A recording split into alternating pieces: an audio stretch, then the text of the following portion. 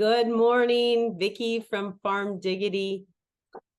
The other day I got an email popped in and it said, would you do an interview? Would you consider interviewing James McGee? And I thought, well, heck yeah, I will. And so we're here live with James McGee, winner of, I just have to give you a proper introduction, James, but welcome. But Thank you.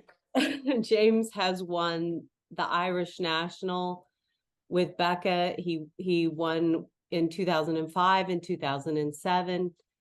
In 2022, that was your 19th time to represent Ireland at the international level. You won, and by the way, that was with different dogs. You did it 7 times. With Becca, you did it 4 times with Silver, and then different dogs and bitches you competed there as well. You won the world trial in 2011, and that's special to me, and I'll tell you why in a minute. You won the International Supreme with your dog Silver.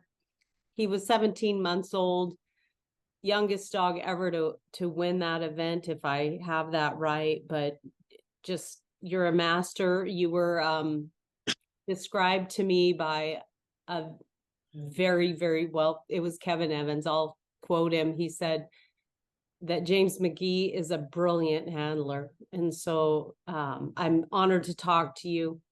And thank you for joining us on Farm Diggity. You have exciting news about what you're doing. And so thank you for coming. And I'm glad I got you off the tractor. Thank you very much for taking the time to do this with us, Vicky. And thank you for your kind introduction there. I don't know if you can see it or not, but I'm blushing a little bit, maybe. Well, it's well-deserved praise. I'll tell the folks at home why Becca and the World Trial is special to me, and it's just a quick story. But in 2011, Norm and I, my husband, were kind of competitive, and so we created a game for ourselves to play. And what we did is a virtual dog trial, and we took all those dogs that went to the World Trial, and he got to pick one and I got to pick one. And I think we had a team of 7 dogs each, and it was, you pick one, and then now I get the second pick, and now you get the third pick. And anyway, I ended up with Becca, you're a bitch, for that game. And I smoked him, I'll just tell you that, which made him like do dishes or something. I can't remember what I won, but it was fantastic. So I've always been a fan, and of course I was such a fan of Becca. She's wonderful, and you have a kind of a look-alike, and we'll get into that too. But tell us, James, you let's get into what you're doing right now. Just a brief summary. You're doing an online course now, aren't you? Yeah, we started an online program back in May time this year. Initially started out with the plan of just training young dogs, videoing it, and giving, just explaining as we went through the training, if you like, what we were seeing, and the body language of the dog and what we were trying to do, that type of thing, so that people could go with their dog, then watch the video and go with their dog, and take points out of it, and train from there. But as I say, originally it was starting out with training the young dogs. We proposed to put out 2 videos per week. Okay. And after maybe a month or 2 months, I can't remember exactly, but people asked me, would you do something with the open dogs? So we considered it and didn't think there would be a serious appetite for it, to be honest. But we created another tier on the training program for the open dogs, and that kind of basically from open trial right through to supreme, double lift, that type of thing. All the training that would be required in that. And it has proved very popular among the people. So we're also doing 2 videos per week with that now as well.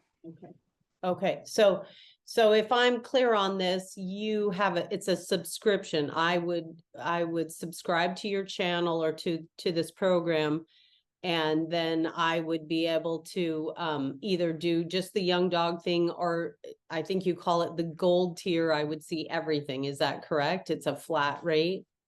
That's correct. Yeah, for the young dogs, it's €20 per month, and for the gold tier, where you can see everything, so you're basically getting 4 videos per week.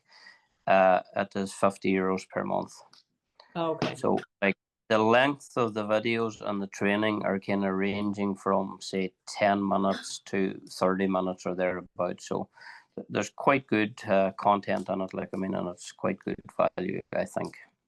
Okay, so you had three, but if I remember right, the middle tier was kind of this growth thing that you're fading. It's just for the people that started with you, but it's basically simple. It's either the first tier is it bronze or the gold, and That's right. If you joined up today, you joined the bronze tier, and you get to see back 4 videos. I think it is, or possibly a month's video. Sorry, a month's videos. okay. You get to see back 1 month's videos. And if you join the gold tier, you get to see kind of all the content that we have put on to date. Okay, all the On content, everything. one flat fee, and then they can, it's my understanding that you can opt out if you wanted to. I don't know why you would, but you could opt out anytime. Yeah, it's a monthly subscription. Like I mean, and to be honest, people do drop in and out a little bit. The majority of people, once they sign up, they tend to stay with it. Yeah. And as I say, the feedback is very good on it. But you have that option just for a month to subscribe. Right, which is nice. That there's no risk, just jump in there. And I was thinking like if that it would be nice as a gift, if you had a student or something and you wanted to give them a gift, or your husband or whatever, you could do that as well. And then they could choose from there if they wanted to go on. So that's really cool. Um, you know, it's hard in the winter months sometimes for people to stay motivated and to get out there and train their young dogs. And so this might be kind of a shot in the arm of what people need to kind of keep us going. What do you think? Yeah, well, a lot of the interaction that we get on the page, that is actually comments that come through on it. That people do find that it gives them that incentive to go out and actually train their dogs. And the little bits they pick up on the training, that type of thing, they say makes a big difference. It makes it more enjoyable training their dog. We try and train, with a minimal pressure type of thing. It's with the dogs, and it seems to sit well with a lot of people. That it's not kind of like some of the old school handlers would have been years ago, where it would have been very regimental, and very not say forceful, but there would have been quite a bit of mental pressure, if you like, for the dog. So we tend to try and do it, with not too much pressure on the dogs. Probably the line of dogs that we're working with enables us to do that we don't have to be overly hard or pressurize the dogs. Right. And so is that's your style of dog that you like to run, do you think? It is, yeah. Like Becca, as you named her initially, and a dog we had called Seth. I called him Sid, but he was christened Seth. That's what his card said, but I didn't like the name Seth, so I called him Sid. But he produced, with Becca, they produced Glencraig Silver, which we won the Supreme with at a young age. But that line of dogs that we have kind of come through from there now. There's a serious intelligence in them, and people possibly think sometimes, oh, it's a sales pitch, if you like, that he's trying to promote his own line of dogs or whatever. But the only thing I can say to people is that anyone that kind of has our line and works with them they know what I'm talking about when I say that they're easily handled. Sure. There's a level of intelligence in them that I haven't come across in other dogs, and for that reason, it just makes it an easier job to train them. Now, you do have to kind of tweak your training slightly. It's slightly a different method of training than some of the other dogs that I've worked with in the past. But once you get on that path, it's definitely a more enjoyable experience. Right. So let's talk a little bit about your theories on training young dogs. Do you let them, and this is not in your videos, but because you're working on certain dogs, but what is your theory for starting a young dog? Do you let them, there's some people that let them get a little wild and then work on it later. Some of them get a hold of them right at the beginning. What do you like to see, James? I mean, you've obviously have won with several different types of dogs and several different dogs. So what do you like to do right off the bat with your youngsters? What's your theory? Generally, I like to get pups for that. Over the years, I've kind of picked stud pups, that type of thing. And I like to get them, say, around 8, 10, 12 weeks of age. And the reason for getting them at that young age, if you like, is that you can kind of mold them into your environment and your way of thinking, if you like. I feel that young pups that age they're like a sponge. The information that they soak up at that age is unbelievable, if you like. So I let them run around after me in the yard. If I'm going to do a little bit of work with some of the other dogs, provided that they're not hanging on the sheep, that type of thing. But I tend to expose them to everything. They go with me, they see everything. And they just kind of learn at that young age, and they're actually almost, if you like, in training from that age, and they don't realize it. They're just, by doing it and by being there, they're being trained as such without actual training or pressure, that type of thing, if that makes sense.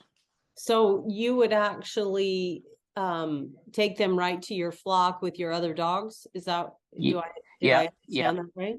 Okay. Yeah, that's right. Yeah. And if they get into the sheep, and what would happen then? What would happen? Generally, if I kind of make, I'll maybe bring like a small piece of a pipe with me, or a sticker. That generally in Donegal, a lot of the time it's wet and we wear Wellingtons. Yeah. So I would beat my leg with make a little bit of noise to distract it and encourage the dog or the pup to come back to me, that type of thing.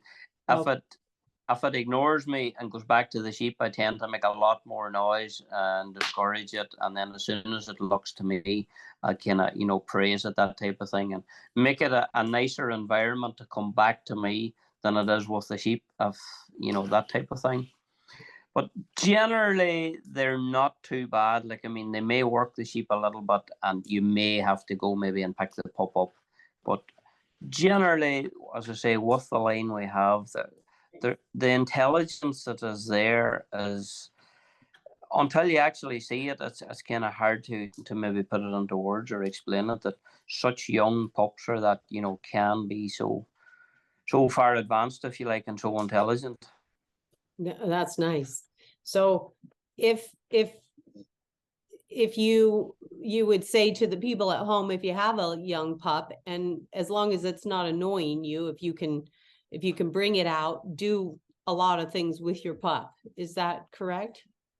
Yeah, that's what I do, and that's what I've done over the years. Like, I mean, Glen Craig Silver was probably the earliest one that I've ever trained, at a real young age, and ran him in trials at a young age. But since then, I've kind of done that with numerous dogs, and it has worked quite well. Obviously, you have to be careful with maybe the type of stock that you're working with, that you don't take it into a pen with rams, or you don't take it into a pen with maybe ewes that has young lambs, that type of thing, where it's going to get a smack. You've got to be thoughtful in that regard. But generally, on the duties around the farm, I would kind of take them with me and expose them to almost all scenarios. Okay, so they're riding a quad with you and they're around the flock and stuff. When do you start your formal training? I don't actually have a set plan, if you like, for it. And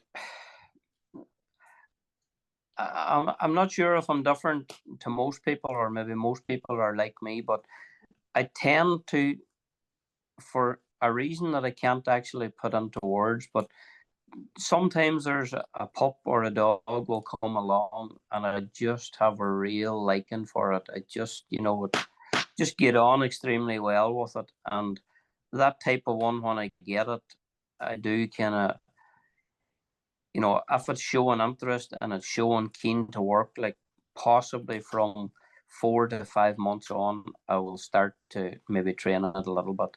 But as I say, I don't actually have a plan in my head that yes, at 4 months now, I'm going to start training you.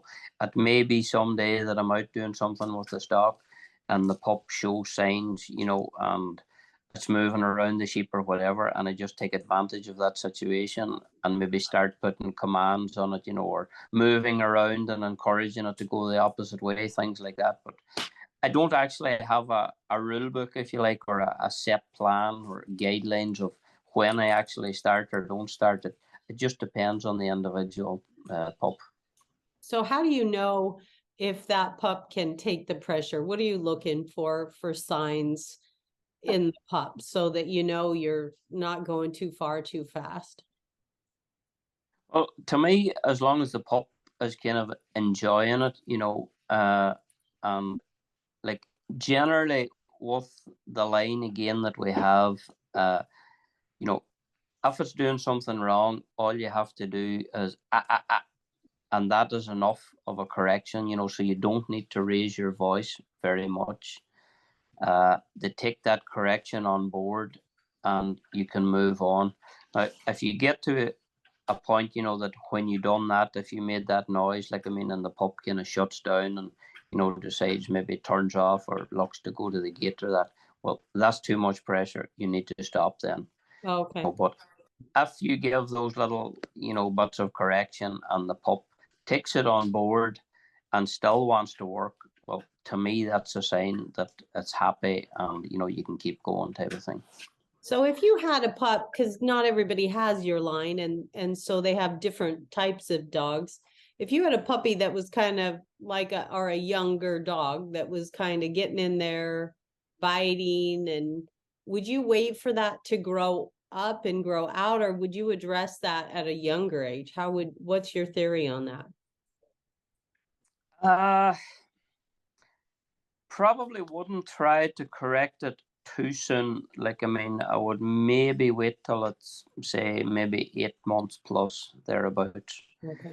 But the environment that you start to train in is crucial, and your environment for training in is crucial right through with the training. But when I say that the environment you start off in, you need to start in a smallish area, maybe say 30 by 30 type of thing, 30 feet by 30 feet, roughly, something like that. And the reason for that is that you have control on that environment. If it goes wrong, if the dog catches a sheep, if it holds on to it, that you're able to get in there right away and try and resolve it before it becomes a habit. Because if you go into a larger area, say maybe a half acre, an acre, that type of thing, Right. and the young dog heads off with one of the sheep, catches it, and it runs to the corner. Well, for me, anyway, by the time I get to the corner, the sheep and the dog is in the other corner, and it's the same, and it's just kind of a free fall into disaster. Okay. So, in the dog's mind, I find then, if they do that, it probably takes maybe a couple of minutes before you get on top of the situation. Those couple of minutes in the dog's mind can be, I really like this. This is good fun. I was able to do this without the handler, if you like. And Okay. you have a habit developed then in the dog that it hangs on to the sheep and it forgets about the handler. And in my experience, it can be very difficult to kind of break habits again. I had one particular dog when I started out trialing years ago. He was a really nice dog. Was a little bit strong, but we had one bad experience at a trial one day where the sheep weren't good, and they ran out through the cars past me, and the dog got a hold of one of the sheep, and he had fun with it for a little while before I kind of got in control of it again. Okay. It took me a full year to get on top of that dog again, to get that habit out of its head. It just, like, it was only 2 or 3 minutes of fun in the dog's head, but it took me a full year before I could trust the dog again and get that habit broke. So I tend to try and advise people now, do not let a habit develop. Train your dog, and the environment that you start off on is crucial for that you have control and you can avoid that situation taking place. Okay. So what that brings to my mind is people, including myself, I mean, all of us, we have these habits where the dog's going not so good at the top of a trial, but we're at a trial and we don't get off that away from that post and go out there and fix these things. And that can be detrimental, can it, if we let these things go? It seems like dogs get they know they're at a trial and go for it. Yeah, very much so, very much so.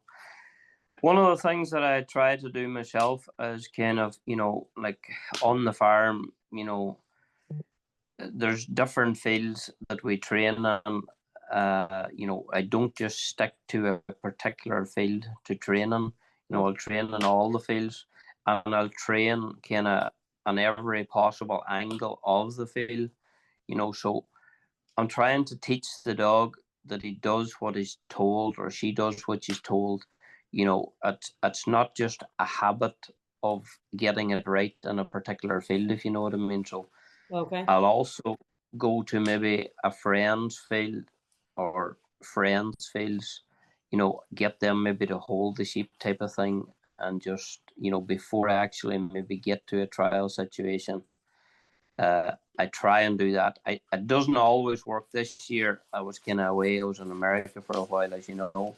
Yeah. And when I came back, the nurseries had started, and I kind of was in at the deep end, and it caught me out on the first trial or two because I hadn't done that. But if possible, like, I will try and expose the dog to all the things that can go wrong, if you like, and with someone holding the sheep at the top of the field, get the dog used to someone being there holding the sheep. Work the dog around the person at the top of the field holding the sheep to make them comfortable. Just I try and train for every eventuality. Now, I don't always get it right, but that's kind of what's in the back of my mind when I'm training, that all the possible things that you could come up against at a trial, that I will have tried and showed the dog, if you like, at some point, the things that may arise. That brings this to my mind, this question, and I don't know if you'll have an answer to this, but I'll throw it out there. It's like when you're at home or you go to places that you're normally used to go, and the dogs aren't as high as, especially here, we don't get to trial that often. We have 5 or 6, 7 trials that we can hit, for me personally. But then you go to a trial and the dogs are pretty wound up, you're wound up. Do you have any tips on how to deal with that? Could you tie dogs to a fence and create a little bit of a higher environment for the dogs? Or is there any way you could kind of get them used to those trial nerves before you hit a trial? It's not something that I've kind of experienced, to be honest with you. I tend myself, if I go with young dogs or that to the trials or that, I'll maybe bring them out on a lead with me and, have them with me, and try, occasionally maybe I would give the line or the lead, a tug, and kind of, for the dog, if you like, to kind of take them down from the excitement, kind of pay attention here type of thing, Okay. that they don't forget about the handler, that, you know what I mean, like a sharp tug on the line, Yeah. on the lead, to pay attention here. I'm still here. I'm in charge type of thing. Don't be getting any ideas, something like that. Right.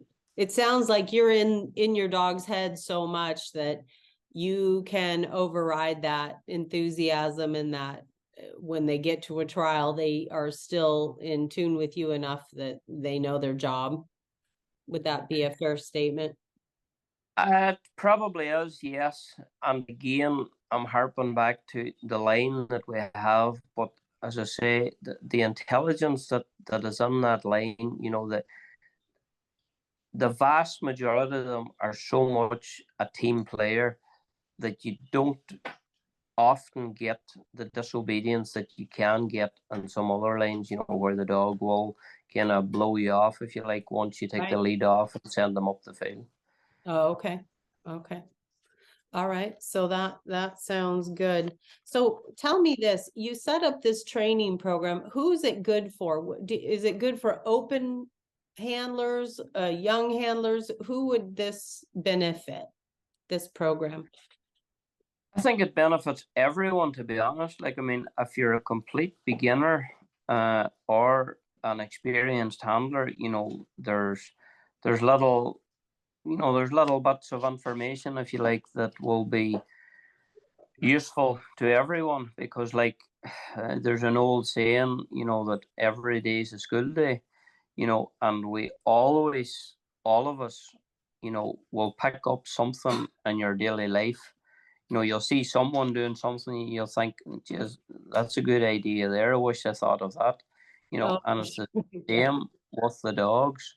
You know, like a novice handler could teach you something, that you never thought on before, type of thing. So, but it is very broad spectrum. Like, I mean, and we cover basically everything that possibly could happen with training a dog. So, uh, from the beginning right through to a double lift trial, international shed, that type of thing. So I think, like, it's everyone will get something out of it.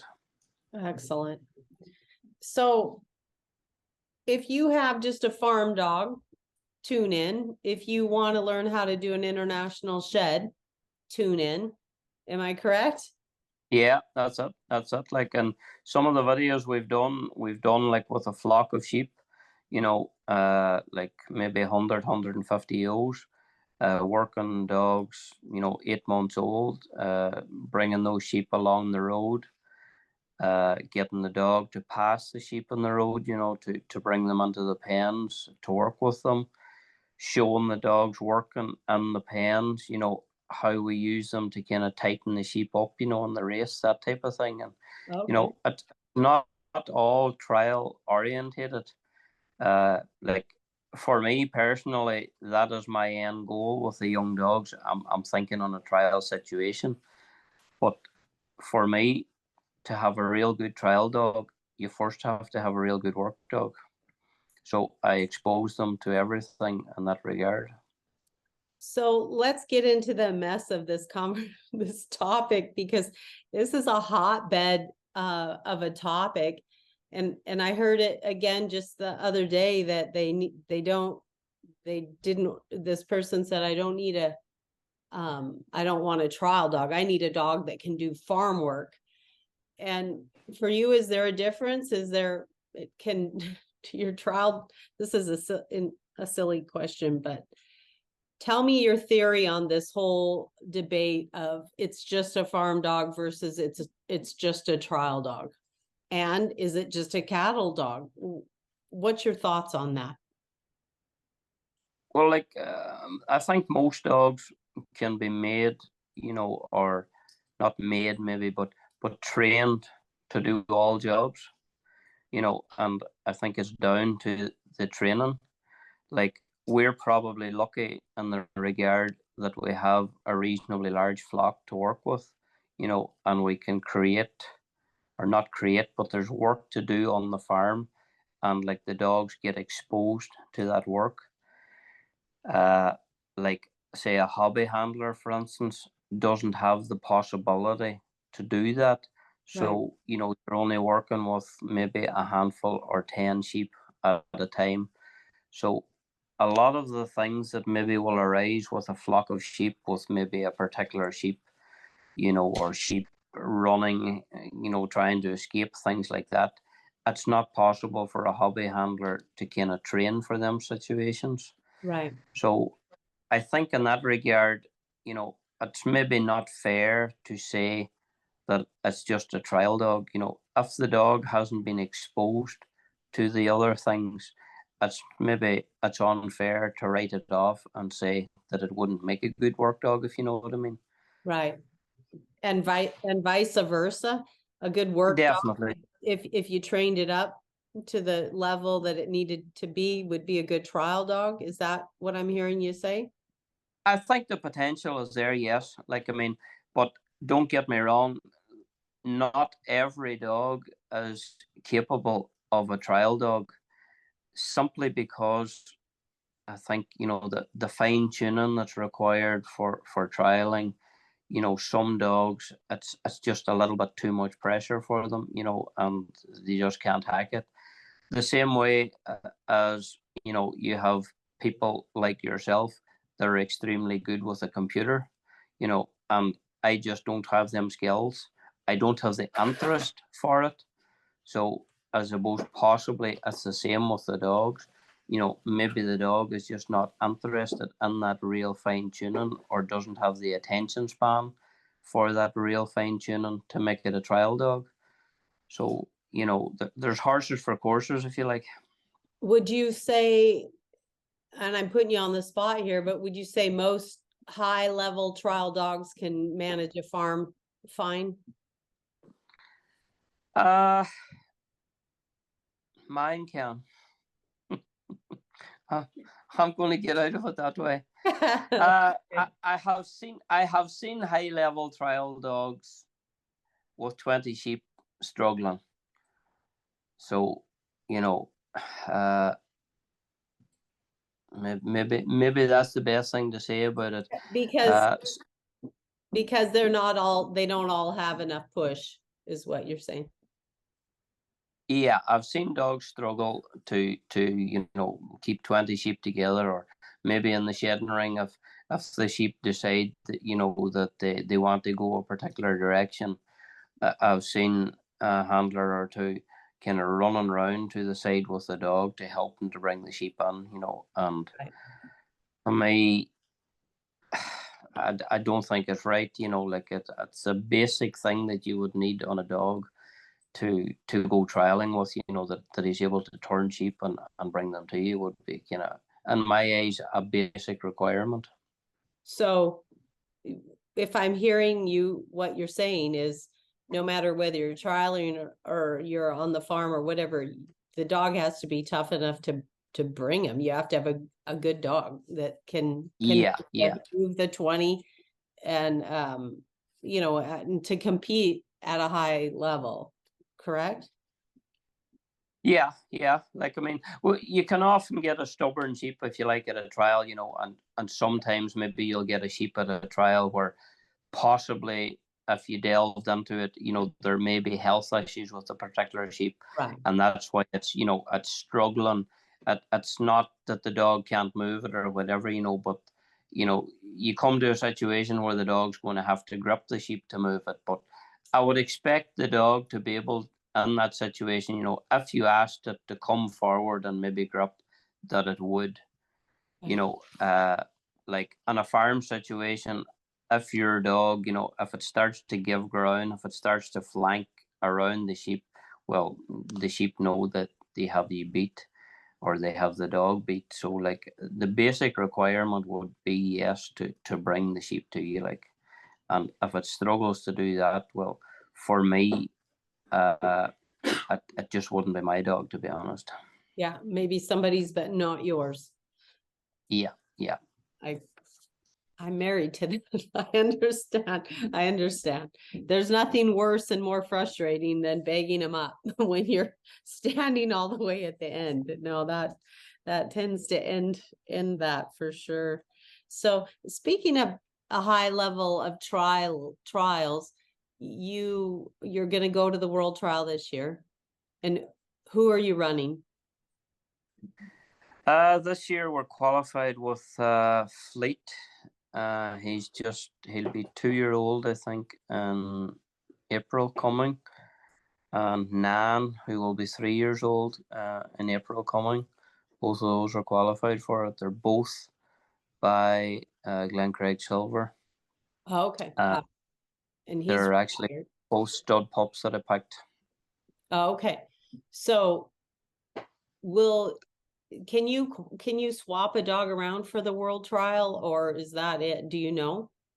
And in the past, you could put in an alternate dog, and I suspect that there will be no change in that. I don't know. I haven't heard, but I Okay. suspect that you can maybe put in an alternate dog. It's probably for the reason, if you like, that most of the qualifications for the world trial and that are done maybe a year plus in advance. So like it's a long time in a dog's life and things can change. So Right. it's giving people the opportunity maybe to have a substitute dog if something happens to dog.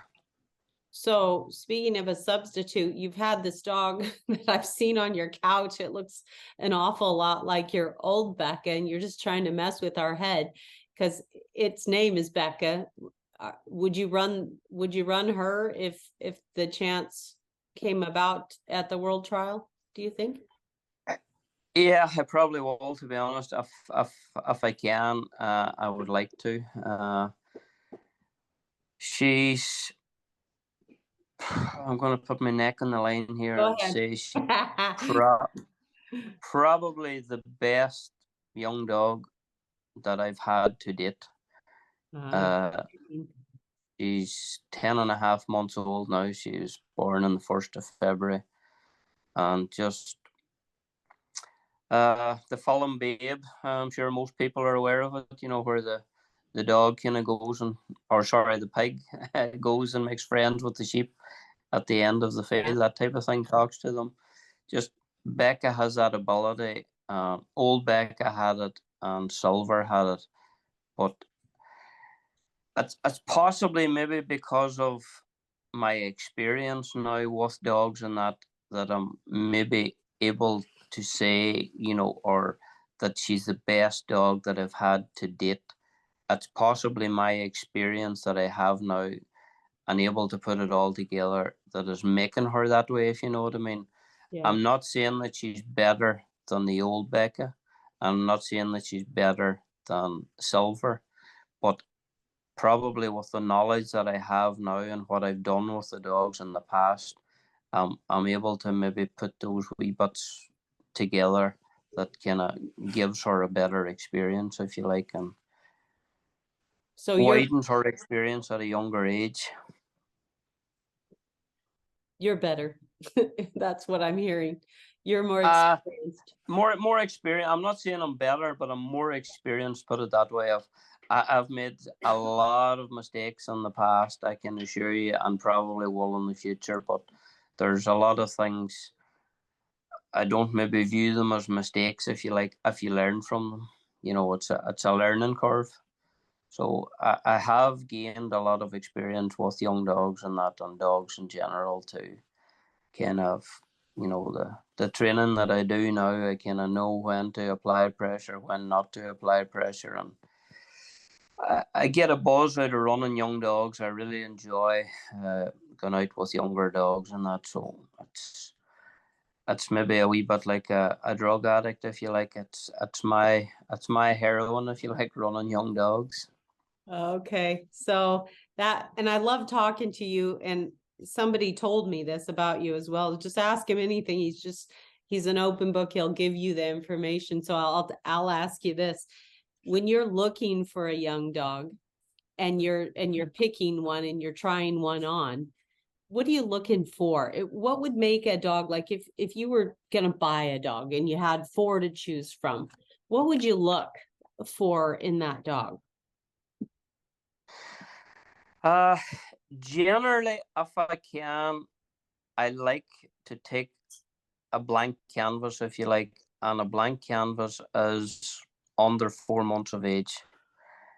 So I like to take pups at that age for, as I said earlier on, they're like a sponge, and you know, if and I have done and probably will do in the future, buy dogs and that, but I find it harder to kind of put my stamp on a dog that someone else has kind of, I'm not say, they put bad habits on them or whatever, but I just don't seem to be able to get into their head the way I would like, and maybe not even into their head, but if I have a pup from a really young age or whatever, I know the strong points and the weak points in that pup, and I know best how to, try and help that pup to, to train it to take it to farm level or trial level. But if I don't know,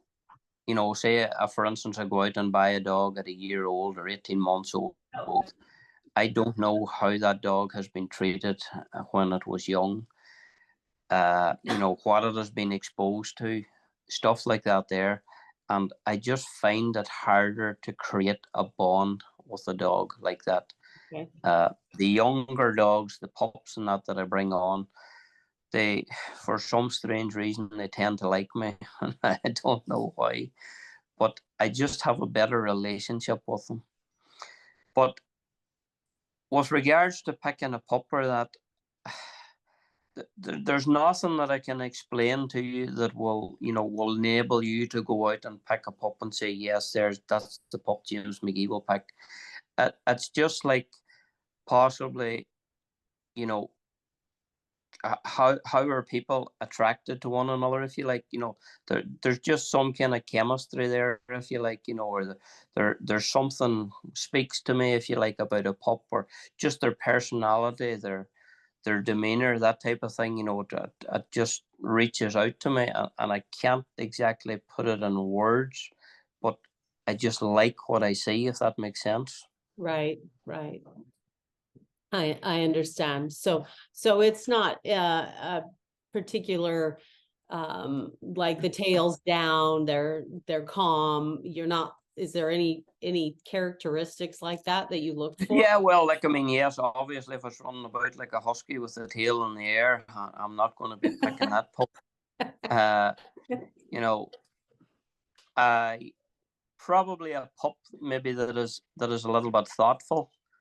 Uh, when I say thoughtful, one, that studies, it weighs up the situation, that it just is not a lunatic, if you if you like, you know.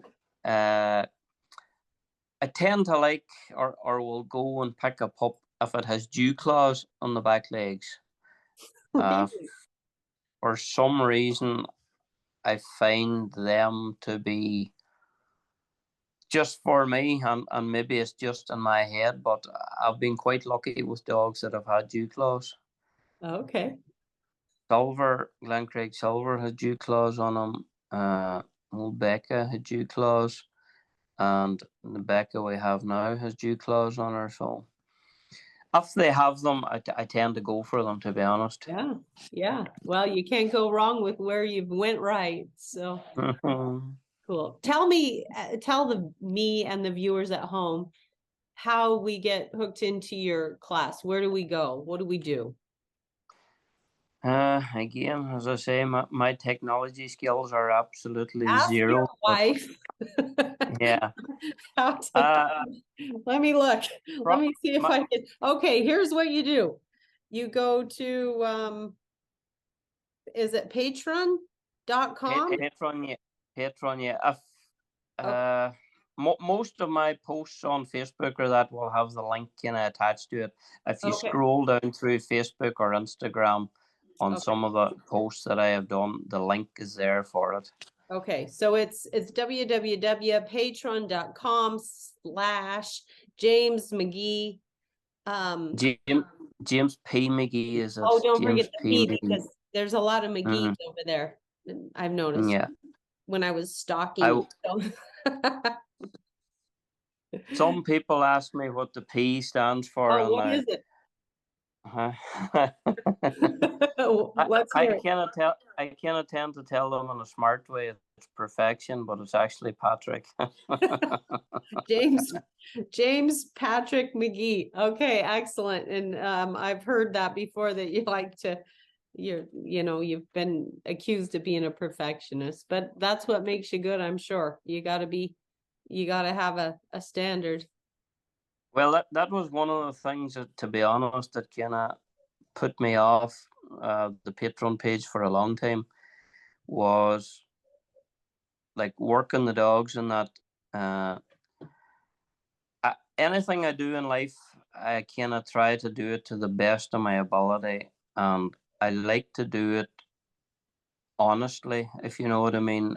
I like it to be fair and just anything that I do, but I didn't like the idea of videoing the dogs and putting it out there for people to see, if you like, when it wasn't perfect. What I seen that I wasn't liking, if you like. I thought people would judge me on, "Oh, geez, that's not a great dog altogether," type of thing. That was the image I had in my head.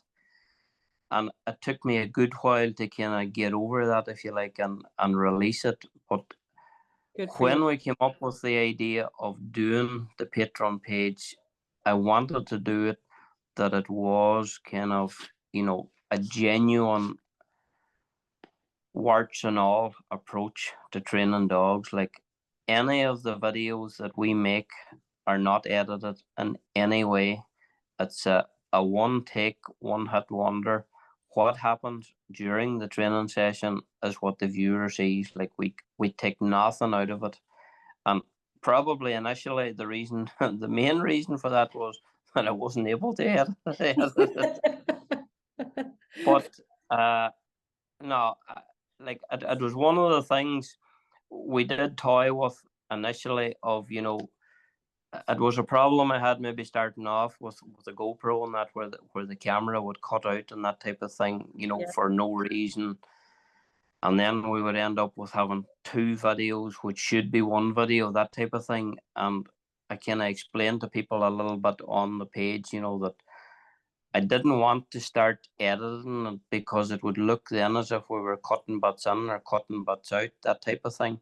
Yeah. So we just leave it now that it is real time. What happens during the training session is what the viewer sees.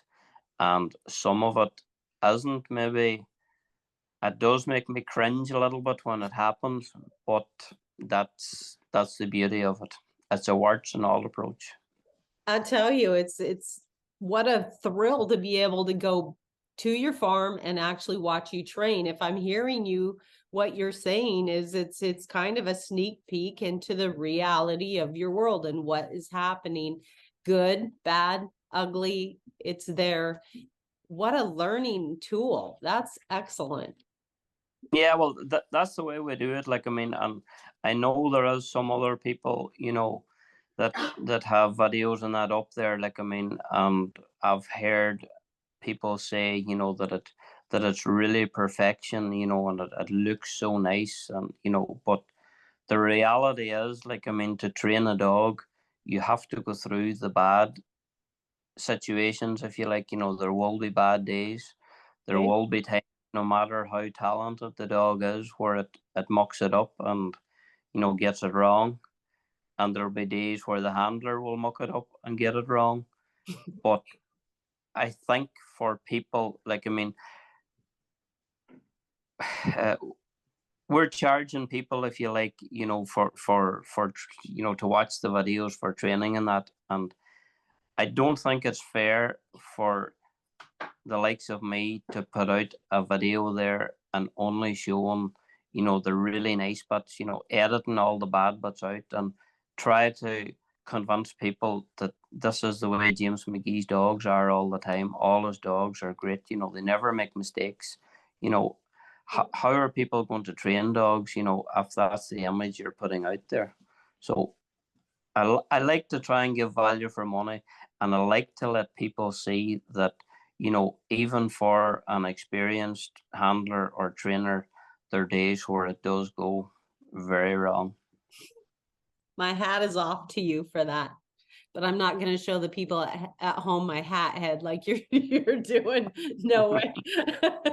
No way. But well done. That is such good quality content that they're going to get a lot out of it. So, well, I guess the coffee shop is my time here is over. They let me come in for an hour and chat with you. But gosh, thanks for meeting with me and helping me with this. And I look forward to jumping on your program and seeing what I can learn. I know that my hubby Norman was down judging a trial when you were at a farm, and he sat in on your clinic and was really impressed as well. So well done. Thank you for your knowledge. Thanks for the ability to share that. Do you have any parting words for us, James, besides get off your couch, No, get going? thank you very much for the opportunity to put this message across. Like, I mean, and I genuinely enjoy talking about kind of working dogs and that type of thing. You know, like genuinely enjoy talking to people in different areas around the world and that. So thank you very much for giving us the opportunity to get to a wider audience, if you like, you know, and Yeah. it's nice that what we do can kind of, you know, help other people, if you like. Yeah, you bet. That's right. That's what it's about. All right. Well, thank you very much. It's Farm Diggity. It's a really good life. Peace out.